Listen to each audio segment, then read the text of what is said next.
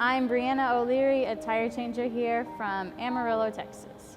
This is my 6th season changing tires. My first one at Trackhouse.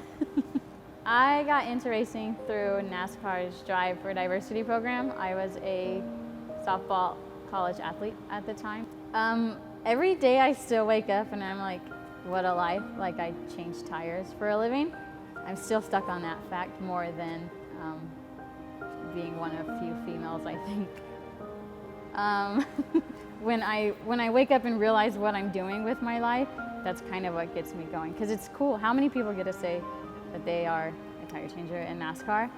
And honestly, the opportunity itself is the biggest thing of what keeps me going.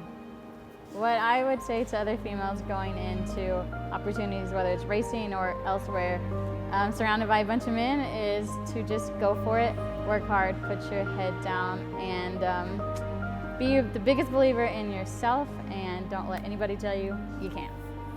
I have no family here. They're all back in Texas and a little bit of Iowa. It's tough because my sister finally decided to give me nephews after I moved out here. And so I have to watch them grow up through pictures and FaceTime and stuff. That's the hardest part.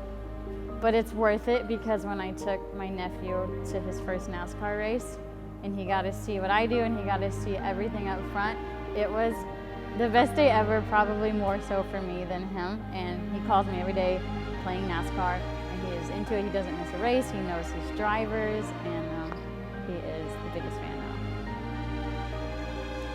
I miss him.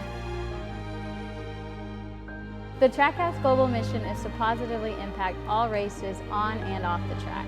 This weekend on the track, we're racing for a win in COTA. Off the track, we are racing for Austin, Central Texas Suicide Prevention Coalition. The reason I picked this charity is I have been affected by suicide. I lost my little cousin to suicide 2 weeks before his 19th birthday in 2012.